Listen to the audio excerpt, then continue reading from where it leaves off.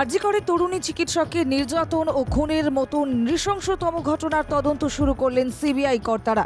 দিল্লি থেকে আসে special team. 4টি দলে ভাগ হয়ে তদন্ত প্রক্রিয়া শুরু করেছে কেন্দ্রীয় তদন্ত সংস্থা। বুধবার সকালেই তাদের হাতে আরজি কর কাণ্ডের মূল অভিযুক্ত সঞ্জয় রায়কে হস্তান্তর করে কলকাতা পুলিশ। তুলে দেওয়া হয় তদন্ত সংক্রান্ত সমস্ত নথিপত্র ও সাক্ষীদের বয়ানও।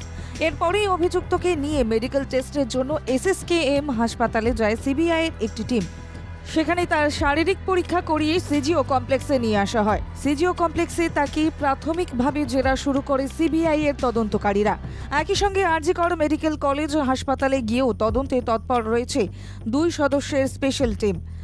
সিবিআইয়ের আধিকারিকদের পাশাপাশি রয়েছেন মেডিকেল বিশেষজ্ঞ এবং ফরেনসিক বিশেষজ্ঞরা।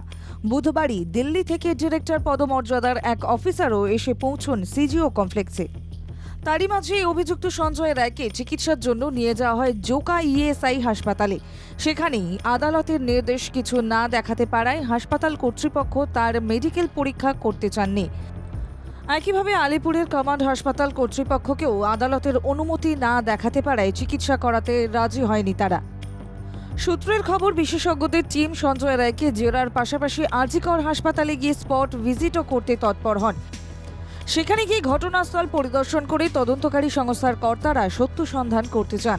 হাসপাতালের 4 তলার যে সেমিনার হলে মহিলা চিকিৎসককে ধর্ষণ করে খুনের অভিযোগ উঠেছে, সেখানে গিয়েও নমুনা সংগ্রহ করতে চান বিশেষজ্ঞরা। তদন্তকারীরা কথা বলতে চান আরজি করের ছাত্রছাত্রী এবং সেখানকার কর্মীদের সঙ্গেও। কিভাবে একজন চিকিৎসককে ধর্ষণ ও খুনের মতো ভয়ঙ্কর ঘটনা ঘটল, তাই অনুসন্ধান করার চেষ্টায় রয়েছে সিবিআই। এর পাশাপাশি যে সমস্ত নথি, প্রমাণ এবং তথ্য কলকাতা পুলিশ সংগ্রহ করেছিল, তাও খতিয়ে দেখতে চান সিবিআইয়ের বিশেষ টিম। বুধবার থেকেই জেরার কাজে সক্রিয়তা বাড়ায় কেন্দ্রীয় সংস্থা।